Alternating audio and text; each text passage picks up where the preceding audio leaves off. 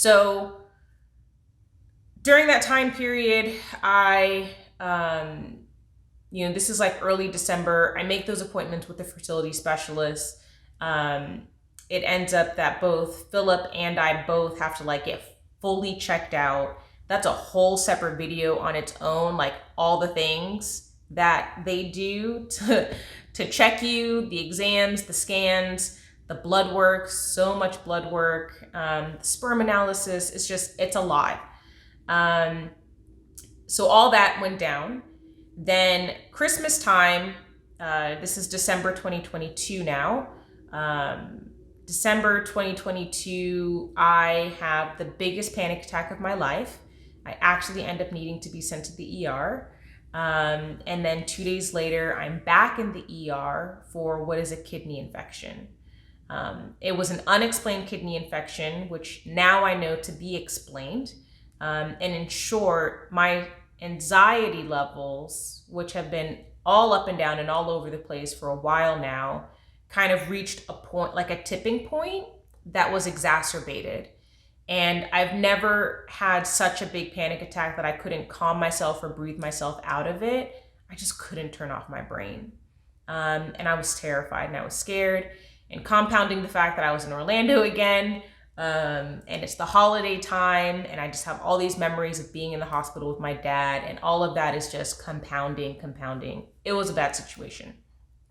Then the unexplained kidney infection didn't make sense, but now it makes sense to me today, now that I know that my hormones and my kidneys are directly related, and I have chi blockages in my like spleen channel and kidney channel areas.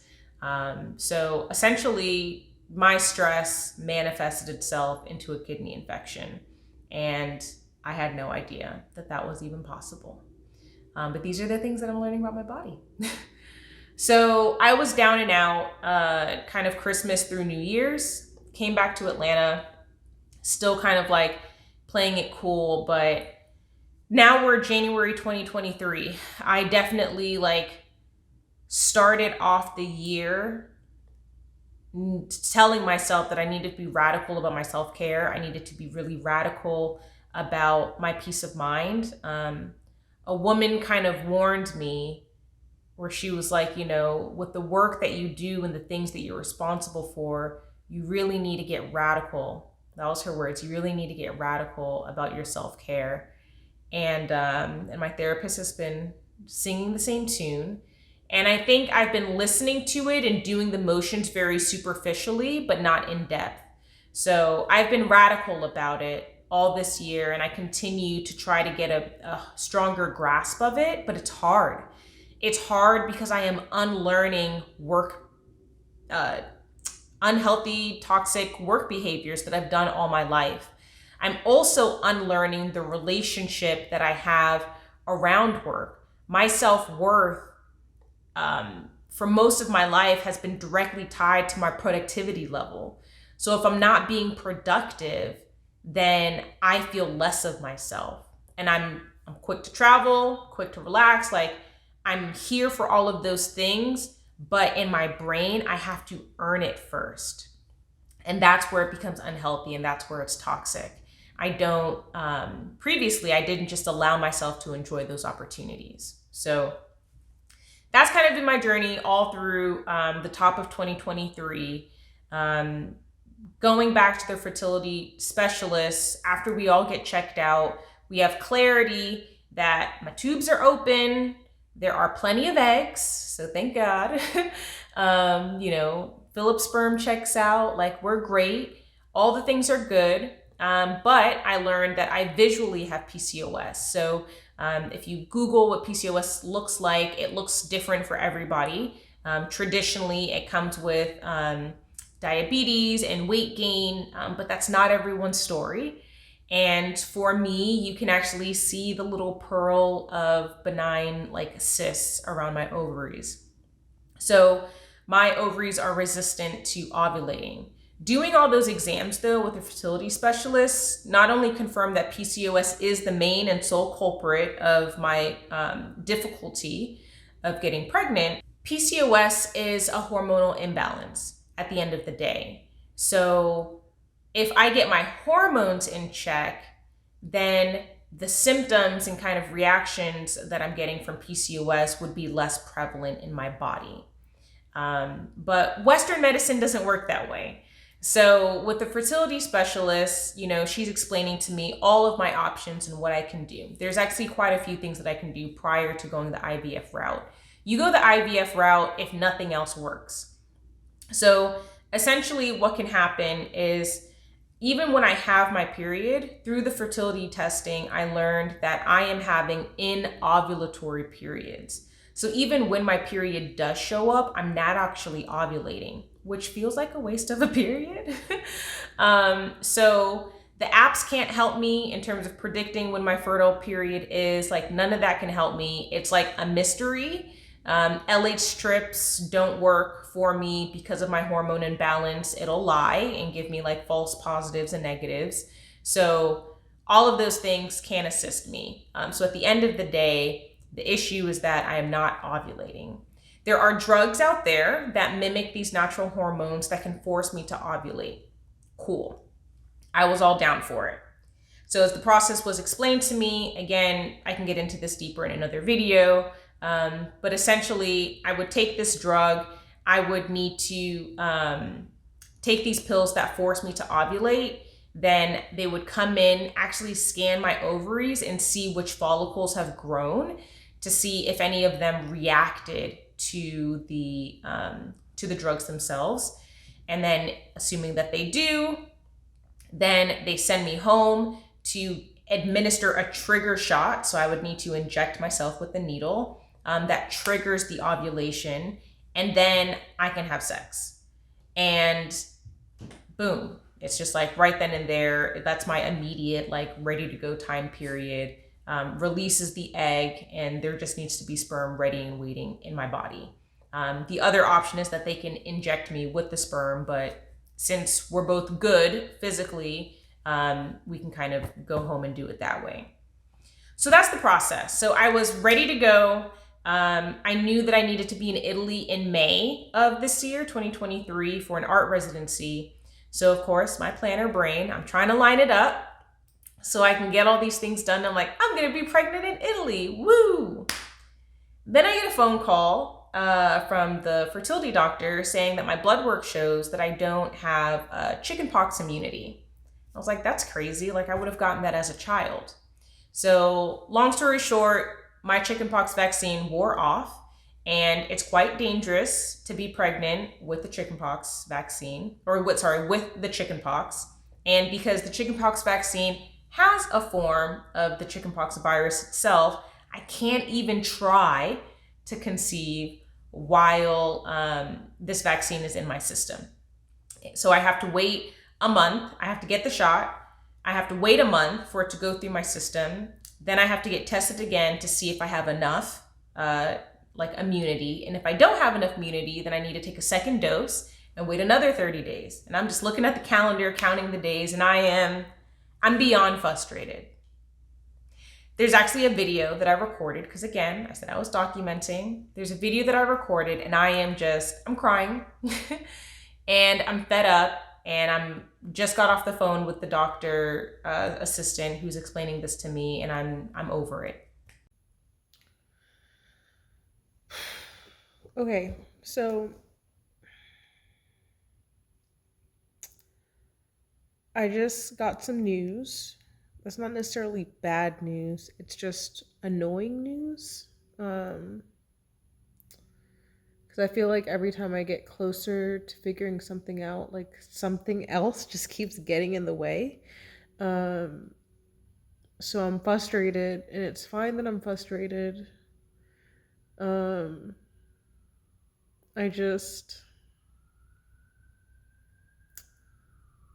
need a vent. And I'm gonna, whoever calls me back first, I guess. I've called a couple people.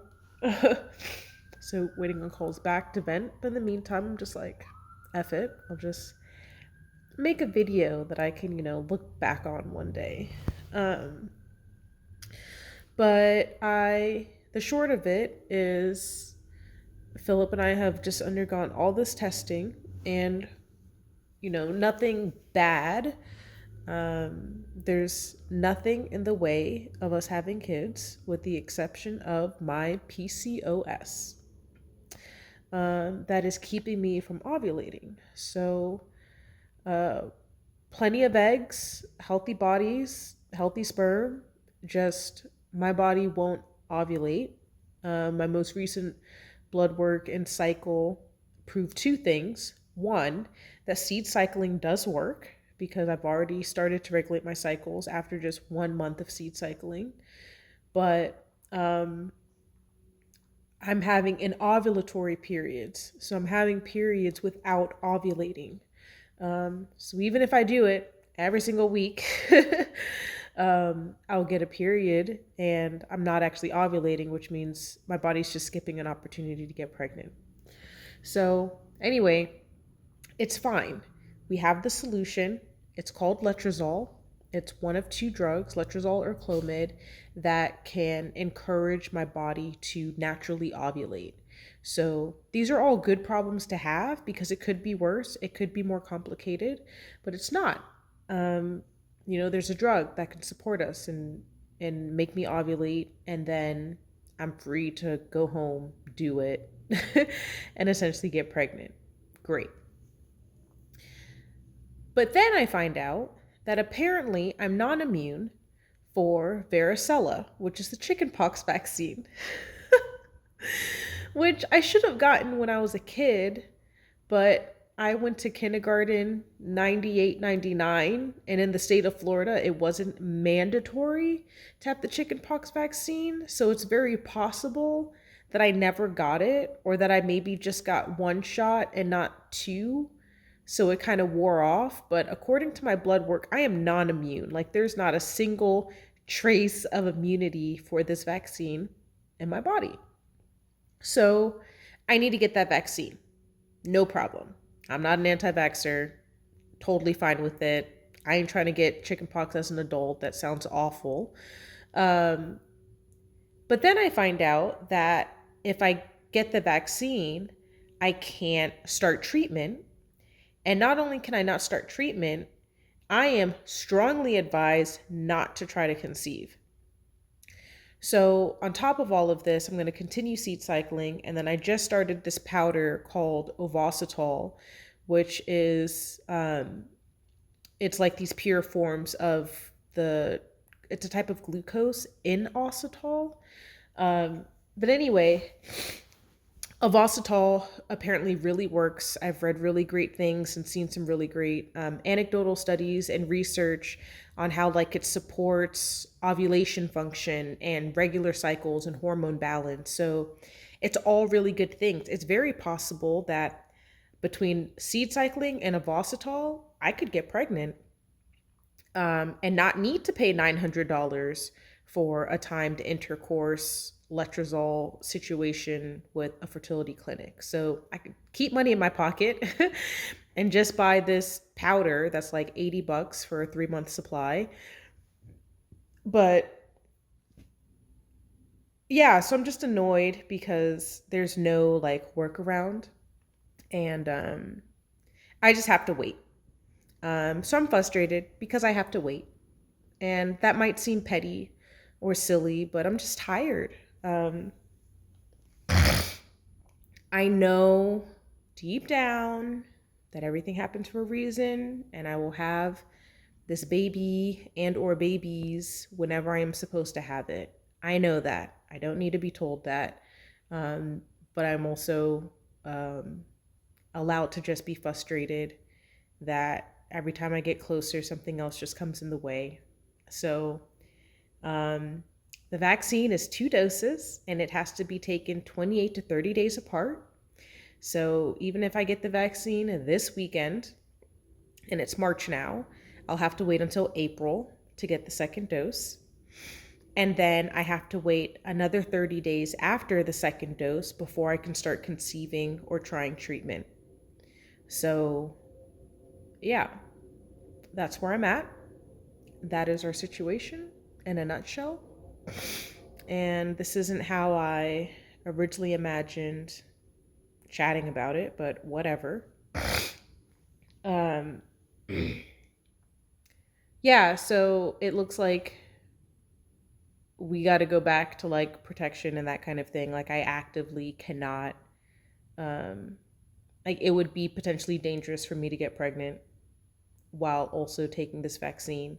And then if I choose not to get this vaccine and I get pregnant, then I can't get it until after I give birth.